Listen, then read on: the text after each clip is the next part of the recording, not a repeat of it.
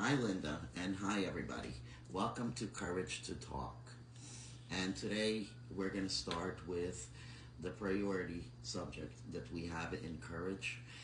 And Queen for Courage is organization, a foundation that I have started because I was a victim of abuse, who is now a survivor, and trying to help as many people as I can with my army of amazing people, my angels, I call them, which my bestie is a very big part of. And Linda, thank you for everything you do with me, for me, and how you can see my vision, only you can.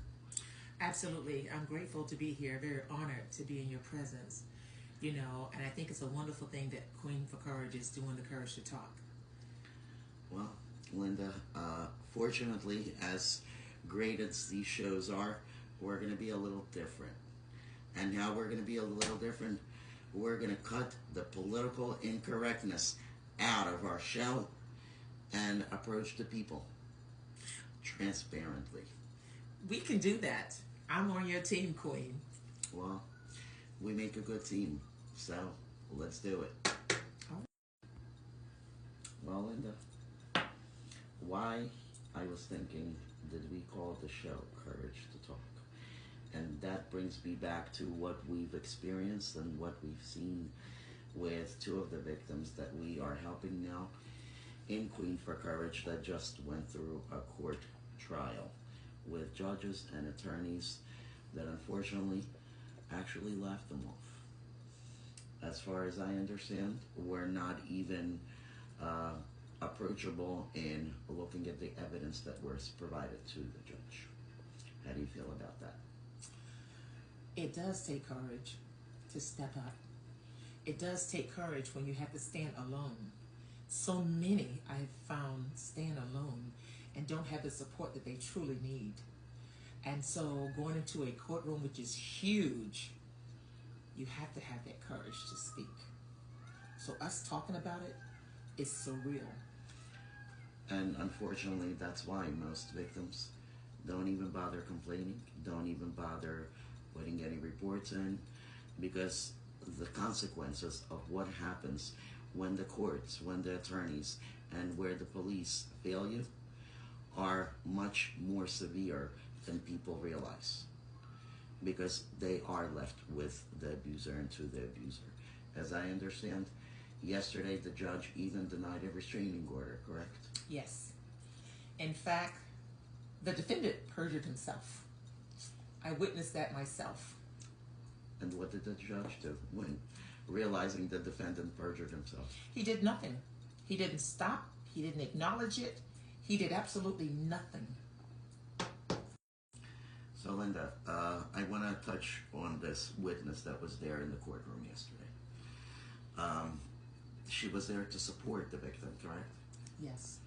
And I was told that she was triggered, reminded of her own trauma that she went back when, years ago, from what I understand, where she was raped. Yeah, I heard her story. I didn't know that initially, but when I heard the story, I just had compassion for her because it triggered an episode that she had actually experienced while she was in the courtroom listening to the snickers from the judge and some of the people that was in the courtroom, mostly people that was just snickering because of an abuse victim.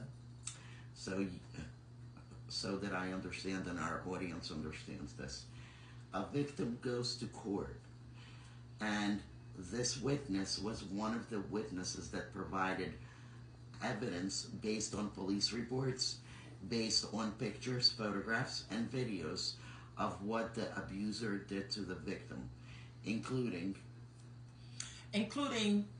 her feeling that she was a victim all over again. She provided 9 pictures and then not accepted in the courtroom as evidence. So she asked the judge, can I go get them?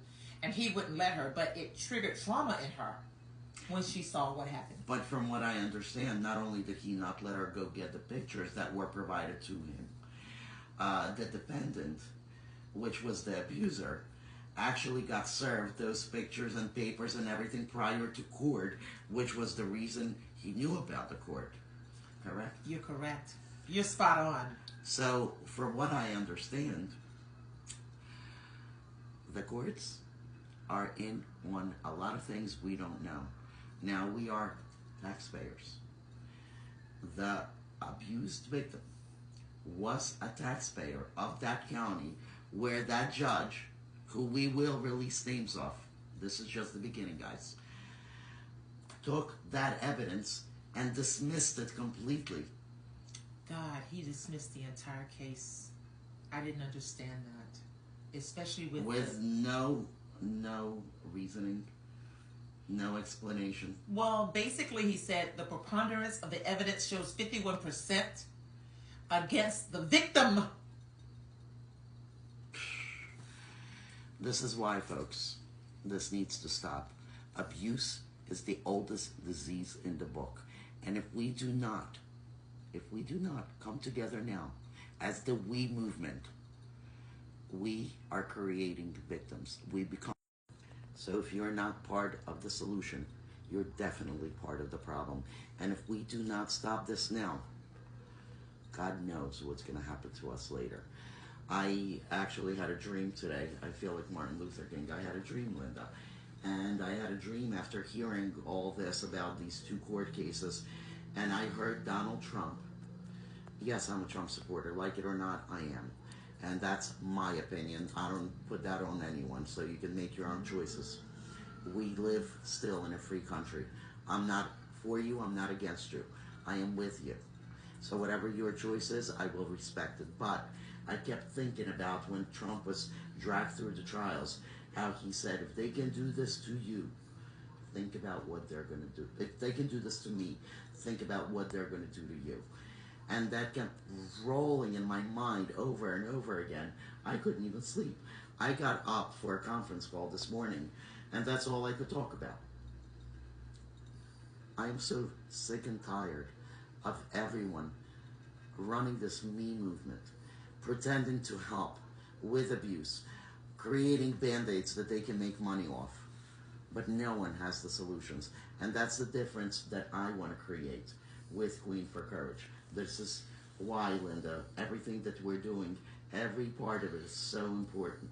From backing up the victim, to reasoning with the victim, to actually even training them how to talk in these trials, because they're traumatized. A big part of it is drama.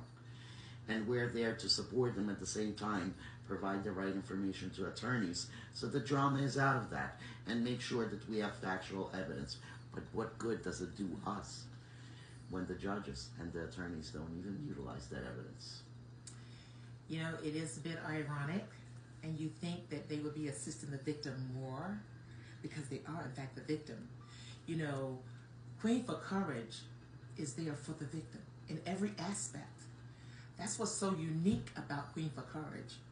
And having the courage to speak, I applaud you. I applaud you for so many reasons, because you're the voice of the voiceless. You're the support of those who don't have the family members to support. And financial backing, my goodness. So Queen for Courage is essential, it is necessary, and the faith in God is moving forward in a progressive way.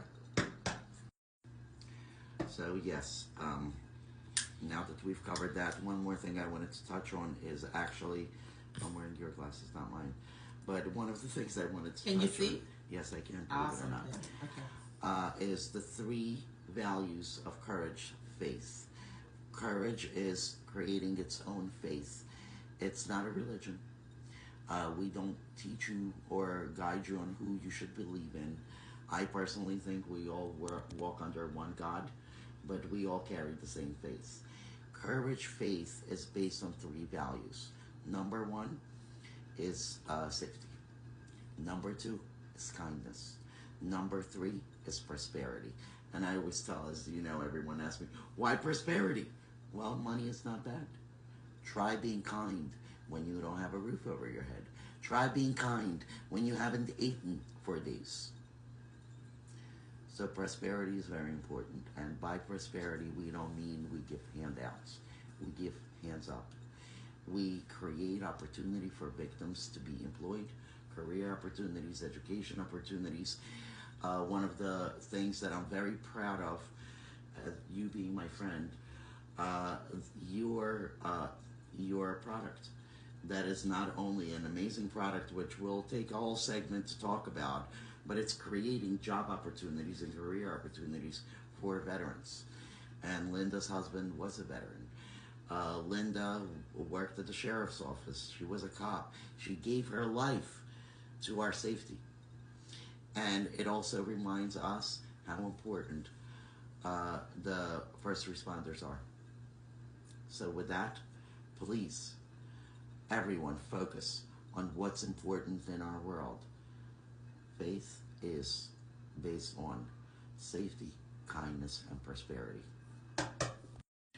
Linda, I want to talk about the disconnect between the victims and the family or friends, the family members or the friends that don't understand why they keep telling the victim to leave and leave and leave, and why and how can you live that way. My own family did that. Stop playing the victim. Enough. Leave.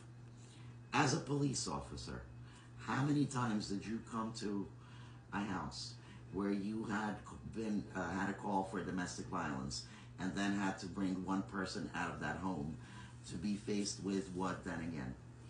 Well, generally, if you're running a call for domestic disturbance, which could be domestic violence or abuse, the first thing we do for officer safety as you talked about, would be to separate the parties, to find out who is the aggressor, to find out if there's any injuries or what's really going on. And once you discern what's going on from each party, you make a decision whether someone should leave for continued safety. You do not want to return back to that residence and there's something or someone injured or something happens. So it's essential. So, Linda, safety first for the officers, for the victim and the abuser. But the safety after they separate and the abuser gets out and the victim has no way to defend themselves. What happens then? Well, it could turn in a good direction or it could turn south, meaning in an opposite direction. And the reason is that if that abuser leaves the home, where is he going? When will he come back? Is there a cooling off period? We have to discern that because as police officers, we're not trying to go back into that same environment. And generally, what will happen is another fight will break out and there's an injury or something worse. So we try to make sure we understand before we leave that we don't intend to come back. If we return, someone will go to jail. So, based on that, we had a defendant, an abuser. We had a victim. But the courts threw out all the evidence of abuse, which came in all different forms the courts request you to have. And then the judge threw out the case because it was blamed 51% on the victim. Now let me ask you, what exactly, you knowing who the victim is, what did this victim do that she was blamed for 51% of the problem? Well, from my understanding, she didn't even defend herself. To get a bite on her arm, a human bite on the arm, and then her left breast was injured, going to the hospital for each of those occasions, and this is all recorded. Absolutely. So all the evidence was produced for this. Pictures were presented, and evidence was actually shared with the court. And for that abuser to be returned back to the streets, if you will, or back to the neighborhood where she may be, the victim may be, is unspeakable. And the fact that an arrest warrant was denied to the victim from an officer's side, how can you even explain that? You know, that's a mystery to me. Even being a cop for 30 years, that's a mystery to me. Well, this is why these mysteries are going to become unmystified. because right now, even though we're sitting here, we're laughing at this. This is what they call it, laughing through tears. Mm-hmm. Mm-hmm. Every single woman, every single man, every single child that goes through abuse is a victim. So, Linda, I want to thank you for joining me on our show. And thank you to all the victims that have found the courage to talk one way or another. We invite you to the show. We invite you to be guests. We invite you to talk about your problems. If you need to, we will disguise you and your voice. With that said, until we figure out that our country, our world, is full of abuse, and we're the ones to contribute to that abuse by not doing anything about the abuse, we are part of the problem. We're not part of the solution. So we're going to talk more about that. We're going to talk about our victims, our cases. The victims' safety is always first.